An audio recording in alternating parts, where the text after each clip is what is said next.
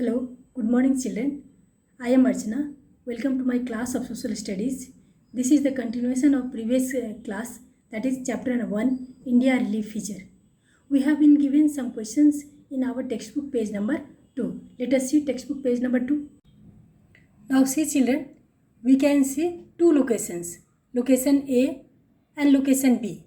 In location A, in the month of January, 5th January, we have sunrise, that is 5:59, that is almost 6 o'clock, and sunset is 16:37, means 4.37 minute, that is a sunset. And for location B, same date and same month, sunrise is 7:20 and sunset is 18:05, means sunrise is 7:20 in the morning and sunset is 6 past 5 minutes. So which location is for Imphal and which location is for Ahmedabad? Location A is for Imphal and location B is for Ahmedabad, because Imphal is in the easternmost corner of our country and Ahmedabad is in the westernmost corner of our country. Now you have understood? Now children, we have one more question in our textbook, that with the help of atlas, we have to find out the location of Telangana on globe. So I have searched from the atlas location of Telangana, that is Telangana extends from 77 degree 15 minute east longitudes to 81 degree 47 minute east longitude and 15 degree 55 minute north latitudes up to 19 degree 56 minute north latitudes. So is it clear? The location of Telangana on globe.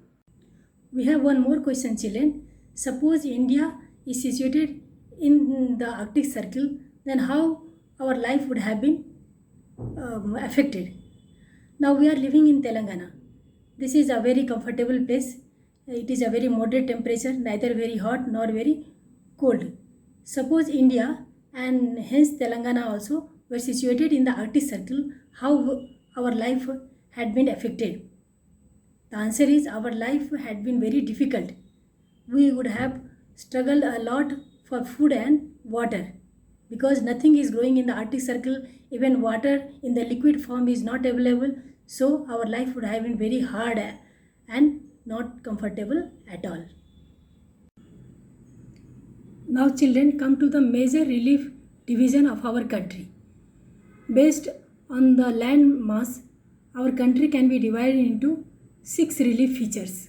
They are the Himalayas, the Peninsular Plateau, the desert, the Indo-Gangetic Plain, the coastal plain and the islands.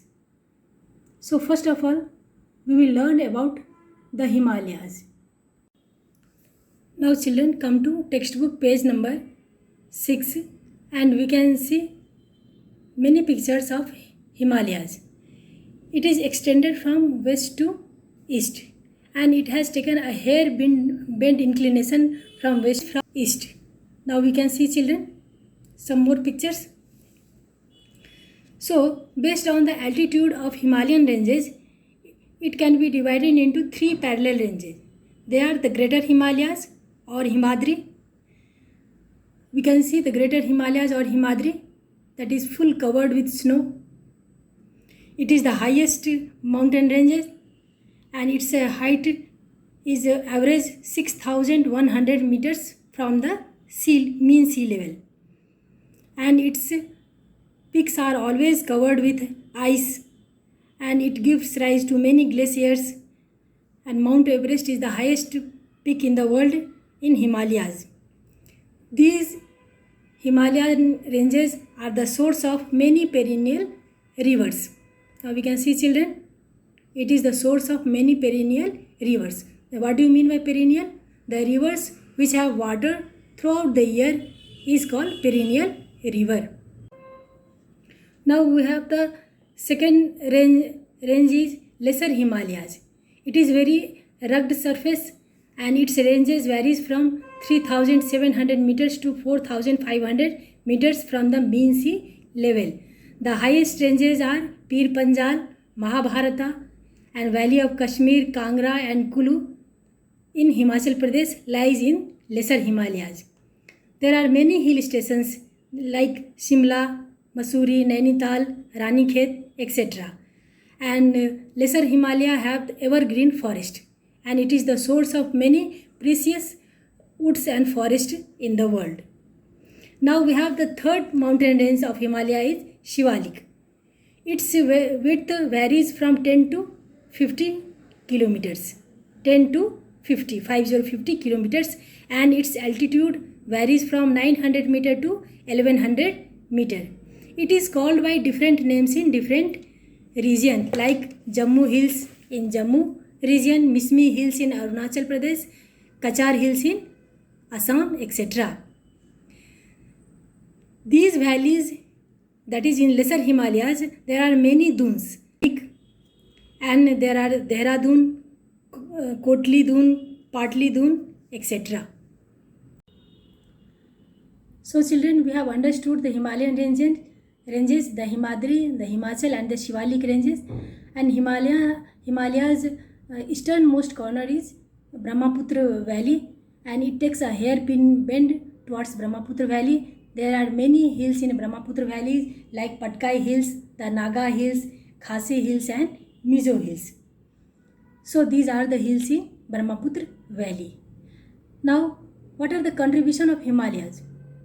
There are a great contribution of Himalaya. Himalaya acts as a boundary for our country India.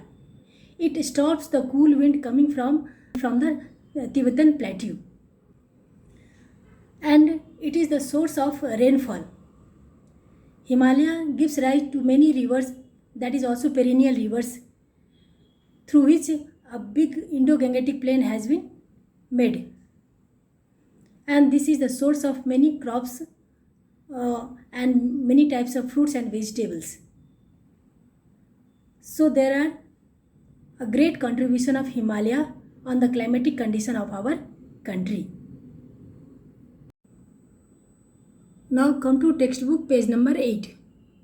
The second most important relief feature of India is the Indo-Gangetic plain. It is the very most important relief feature.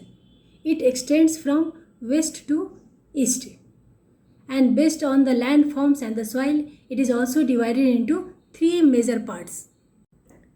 Children, the Indo-Gangetic plain has the 3 major rivers. They are Indus, Ganga, and Brahmaputra. Indus river have 5 tributaries: Jhelum, Satluj, Ravi, Chenab, and river Bias. These 5 rivers are very important, and which has made the western part of land very fertile. Based on the 5 rivers, the area's name has become Punjab. That is the combination of 5 rivers. This Punjab region is very fertile due to the rivers, due to the soil that is brought down from the Himalayan region by these 5 rivers. These 5 rivers give rise to the Doab feature to this Punjab region, that is western part of India.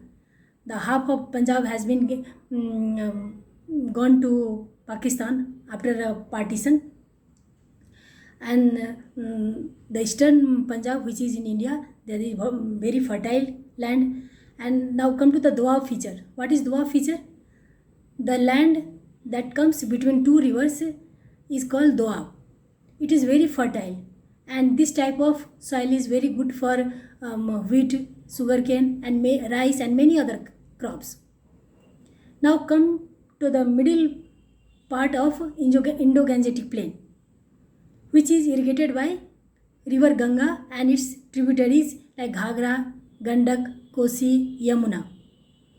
This part of land is very fertile and is good for rice and sugarcane. Most of the states like Uttar Pradesh, Bihar, Punjab, some parts of West Bengal, these all comes under middle part of Indo-Gangetic plain. Now come to the easternmost part of Indo-Gangetic plain. That is the place irrigated by river Brahmaputra. All the eastern states like Assam, Nagaland, Manipur, Tripura, Arunachal Pradesh, these all states are irrigated by the river Brahmaputra. Now come to the 5 rivers of in this river. These 5 rivers like Jhelum, Satluj, Ravi, Chenab and Beas. These rivers originate from Kailash Mansarovar, flows towards the east, and then it takes the turn towards western side and goes into Arabian Sea, forming a delta near Gujarat and in the coastal parts of Pakistan. Now the middle part of Indo-Gangetic plain, that is the river Ganga, Yamuna and its tributaries, they all of the Indo-Gangetic plain again flows towards the southeast and it goes into Bay of Bengal, forming a big delta in Sundarban region. Brahmaputra Valley, it flows, it also originates from Kailash Mansarovar, and it most part of Brahmaputra Valley flows towards Tibet and China, and then it enters into India near Arunachal Pradesh, where it is named as Brahmaputra. It flows towards the south and then it enters into Bangladesh. Then it was named as river Padma. Now we can see, children, a picture in textbook page number 8. This is called Bhavar. So what is Bhavar? In the foothills of Shivalik, a narrow belt of 8 to 16 km feature is known as Bhavar. It is porous, small river stream, flows underground and reappears in the lower areas, and it forms swampy and marshy region. Okay, so this feature of land is called Bhavar. Now we have one more term, that is Tarai region. Tarai region is a foothills of Himalayan region, and it is a thick forest and rich in wildlife. Now most of the Tarai region has been, the forests are cut down by the people for the settlement, and very few forests are left, and so is the wildlife. Now children, we are coming towards our peninsular plateau. We can see in the picture the Deccan Plateau, the Western Ghat, Eastern Coastal Plain and Western Coastal Plain. Now come to textbook page number. Now in page number 10 we can see India map with peninsular plateau. Why the southern part of India is called peninsular plateau? Because it is surrounded by water bodies on 3 sides. That is, in the western side Arabian Sea, in the southern side Indian Ocean, and in the eastern side Bay of Bengal. So this peninsular plateau has hard igneous and metamorphic rock. It is made up of hard igneous and metamorphic rock, and it is very crystalline. It is a part of Gondwana land. So it is very rich in minerals. It is broad like tabletop. It is tilted towards east. And Eastern Ghat and Western Ghat form the eastern and western boundaries. Based on its construction, we can divide peninsular plateau into 2 parts, northern part and southern part. The northern part is called Central Highland or Malwa region. It is south of Indo-Gangetic plain and north of river Narmada. You can see, children, it is south of Indo-Gangetic plain and north of river Narmada. It can be divided into 2 parts. The Central Highland and the eastern side is called the Malwa or Chota Nagpur Plateau. South of Central Highland is called Deccan Plateau. It is called Deccan Plateau. It is triangular in shape. It is south of Satpura ranges and north of Nilgiri hills. The Deccan Plateau have Western Ghat towards the western border and Eastern Ghat towards the eastern border. It is tilted from west to east. So the river that originates from the Western Ghat flows towards the Eastern Ghat and then merges into Bay of Bengal. Peninsular Plateau or Deccan Plateau have 5 rivers like Mahanadi, Godavari, Krishna and Kaveri. But these rivers are dry and non-perennial. Okay students? Now there are many hills in the Malwa region or Chota Nagpur region, that is Mahadev, Maikal and Kaimur towards the eastern side of Deccan Plateau, and in the western side it has Satpura ranges. Both the western and eastern Ghat of Deccan Plateau meet at Nilgiri, where its height becomes 2000 meters from the mean sea level. The western Ghat of Deccan Plateau is 1600 km in length and it is continuous in ranges. The eastern Ghat is 900 meters. Okay, hope you have liked this video, children. We will meet you in the next class. Till then, goodbye. Like and subscribe my channel. Thank you, students.